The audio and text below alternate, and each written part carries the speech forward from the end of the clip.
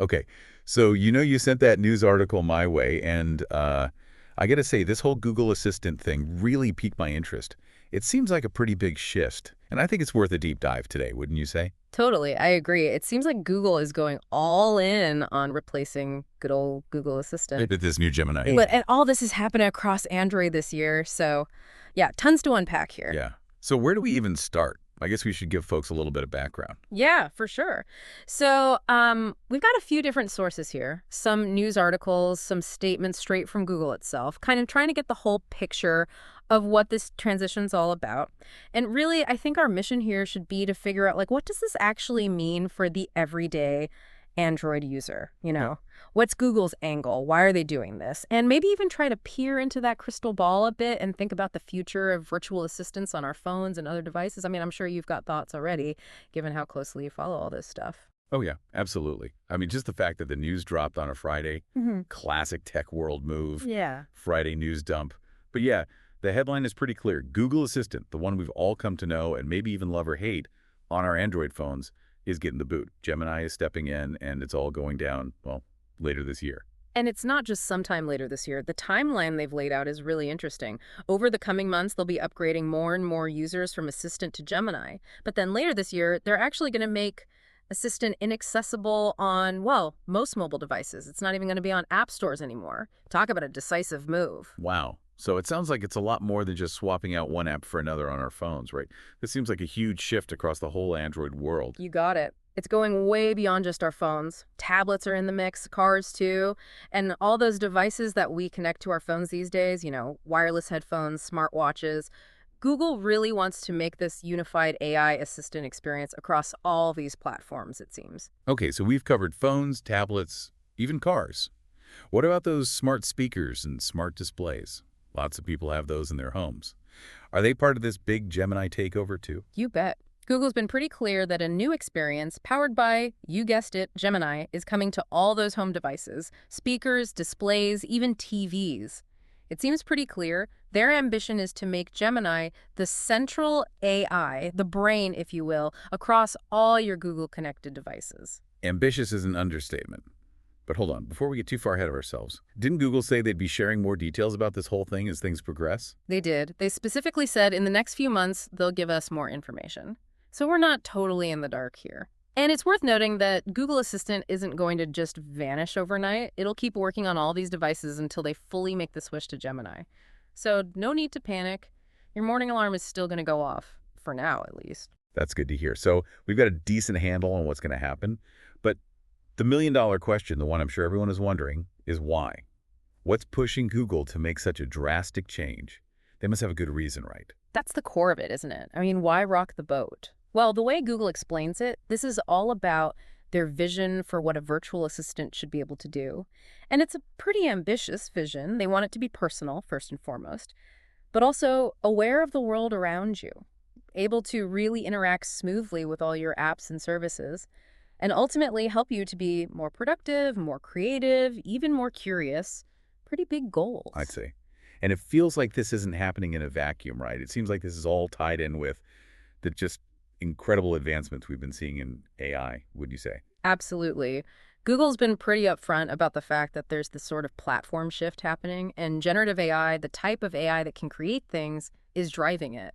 For them, Gemini, which is built on AI from the ground up, is the natural evolution of the assistant. So their mission to build the world's most helpful assistant, that hasn't changed. But they now see AI, specifically Gemini, as the key to actually achieving that mission. It's fascinating, really. And they've already got people using Gemini, right? I think I read somewhere that those early adopters are pretty happy with it. Yeah, they're saying millions have already opted in to use Gemini. And they're getting positive feedback about how these AI-powered features are actually making a difference in people's lives. It definitely seems like Google is encouraged by those early results. Makes sense that they'd want to roll it out to everyone. Makes sense. And it's not like they're just saying Gemini's a little bit better. They're really leaning into the idea that this is a major leap forward, way more capable than the old assistant. Right. They're being pretty bold, saying straight up that Gemini has more advanced capabilities. Now, we have to wait and see how that plays out in reality, but that's clearly their goal. And they point to features like Gemini Live and Deep Research as proof. These are things they say are only possible with AI. And I mean, those names are evocative, aren't they? Makes you wonder what they can really do. For sure. All that future stuff is exciting, and I definitely want to dig into that. But first, I'm thinking about all those basic things that people use Google Assistant for, setting alarms, playing music. Are we going to lose that stuff when Gemini takes over? It's a great question. And to be honest, it's probably one of the biggest concerns for people who rely on Assistant every day.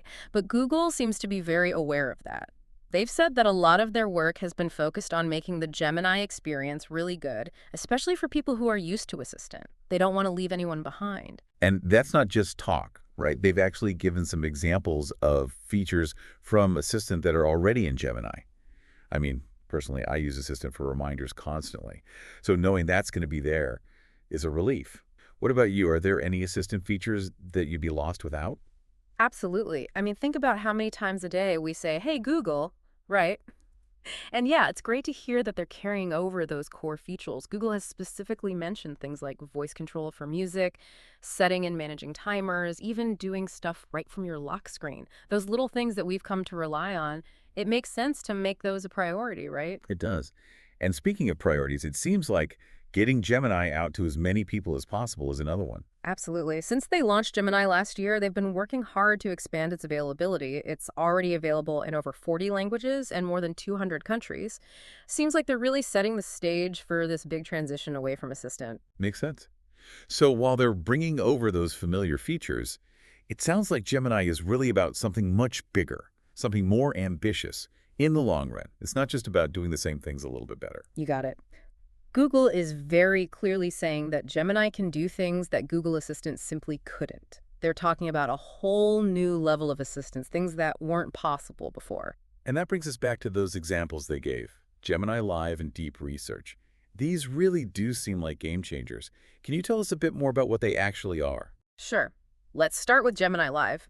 What's really cool about it is the idea of these free-flowing, multimodal conversations, meaning you can talk to it, type to it, even show it pictures. Imagine asking your assistant a question about a photo you just took, or having a conversation that feels natural, not like you're barking commands at it. And then there's Deep Research. Google is pitching it as a personalized research assistant. So it's not just answering simple questions anymore. It's about having this really smart helper in your pocket that understands the context of what you're doing, like having a super-powered research librarian with you all the time. Wow. Okay, so Google Assistant can set a timer. Mm-hmm. Gemini can maybe write you a poem Yeah. or explain quantum physics. Maybe, but to be fair, we'll have to see how it all shakes out. I think what's really exciting, though, is that Google clearly sees this as just the start. They even said as much in their announcement, "We're just getting started," they said. So who knows what kind of crazy features they're cooking up for Gemini in the future. It's almost like science fiction is becoming reality. So to sum it all up, we're witnessing a pretty monumental change.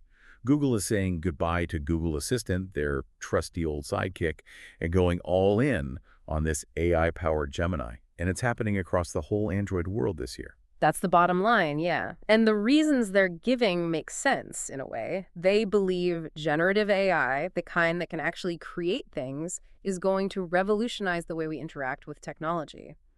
And Gemini, with all its fancy new AI-powered features, is their bet on that future. It's definitely a gamble. I mean, Google Assistant has been around for a while. People are used to it. But even if they're bringing over some of the features we all know and love, it's clear that Gemini is a fundamentally different beast. It's not just an upgrade. It's a whole new approach to what a virtual assistant can be. Exactly. And that brings up a really interesting question for all of us. As AI gets more and more advanced, what's going to happen to our relationship with virtual assistants? I mean, Google has given us a glimpse of the future, but who knows what's beyond the horizon? It's something to keep our eyes on for sure. Absolutely. Well, thanks for breaking it all down. I'm sure our listeners are going to be thinking about this one for a while. My pleasure. It's definitely a conversation worth having. Well, folks, that's our deep dive into the world of Gemini and the future of Google Assistant.